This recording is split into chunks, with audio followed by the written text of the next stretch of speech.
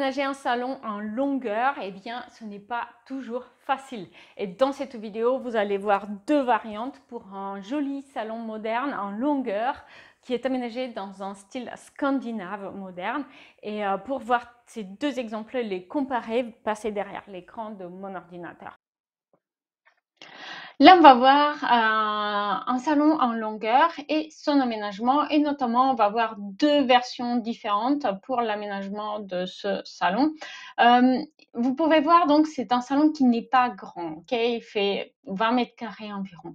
Ce n'est pas un espace très très grand et c'est un espace relativement allongé. Donc, on entre d'un côté de ce rectangle allongé, d'un des côtés courts, et on a une fenêtre et porte-fenêtre qui donne sur le balcon de l'autre côté de ce salon en longueur. Et j'ai utilisé ici toute une série de petites astuces permettant de réduire l'effet espace en longueur. Vous pouvez voir sur cette coupe-là déjà un lien fort avec la cuisine à côté, et notamment l'utilisation de cet espace bar ici. Donc ce lien fort avec la cuisine va faire que l'espace va avoir une profondeur dans l'autre sens, dans ce sens-là aussi. Notamment lorsqu'on se situe dans le salon, on va pouvoir voir la cuisine ici au fond, et donc ça va donner une impression de profondeur. C'est d'ailleurs la raison pour laquelle j'ai opté pour ces placards hauts en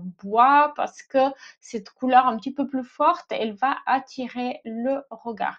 Et puis aussi dans le salon lui-même, comme vous pouvez le voir ici, j'ai essayé de travailler sur les séquences. Donc dans le sens de la longueur, on en a deux différentes séquences. Une première partie où on a l'espace salon.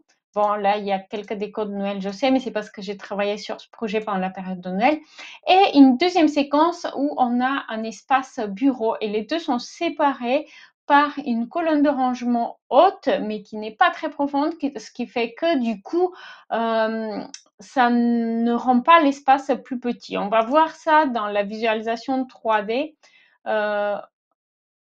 Où c'est un petit peu plus réaliste, et donc on arrive à se rendre mieux compte. Donc là, on se situe à l'entrée de notre salon en longueur et on va faire le tour de la pièce. Donc vous voyez ici la colonne de rangement qui sépare l'espace en deux séquences dans le sens de la longueur de ce salon en longueur.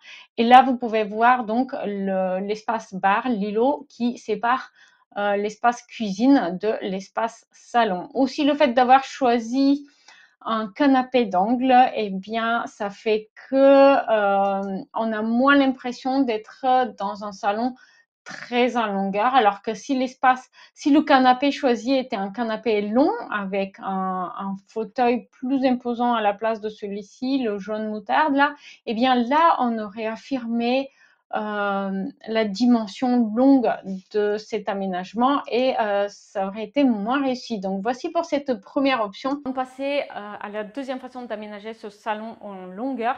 Je vous invite à commenter en bas à la fin, quand vous aurez vu toute la vidéo, pour me dire laquelle des deux options vous a le plus plu. Merci d'avance. Et donc vous allez voir ici que j'ai aménagé ça différemment.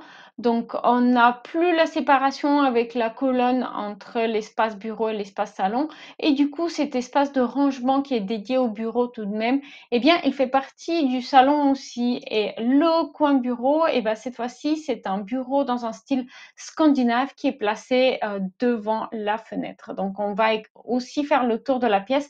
Vous pouvez voir aussi qu'on n'a plus cette fois-ci l'îlot qui sépare la cuisine de la salle à manger, mais à la place on a une claustra en bois qui referme une partie de la cloison, et du coup un meuble télé plus grand avec une télé vraiment très très grand format.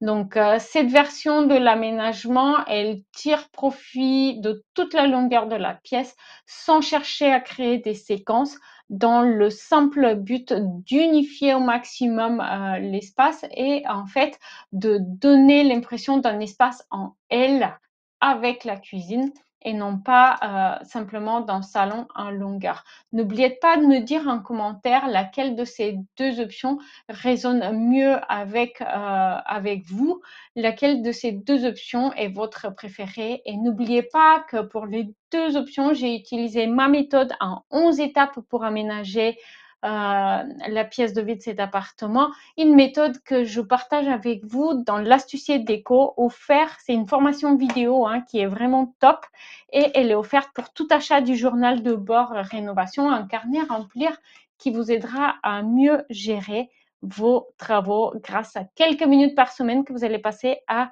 remplir des tableaux que j'ai préparés pour vous. Si vous avez apprécié cette vidéo, eh bien, vous allez adorer la collection de projets 3D que vous pouvez trouver sur mon site web et notamment vous allez trouver ce projet pour pouvoir trouver notamment les références de chaque meuble utilisé et les accessoires déco, les luminaires, etc. Dans la fiche projet que vous pouvez télécharger. Donc, chaque projet va avoir une fiche PDF qui comporte une image et les liens vers les meubles et accessoires déco utilisés. Le lien est dans la description.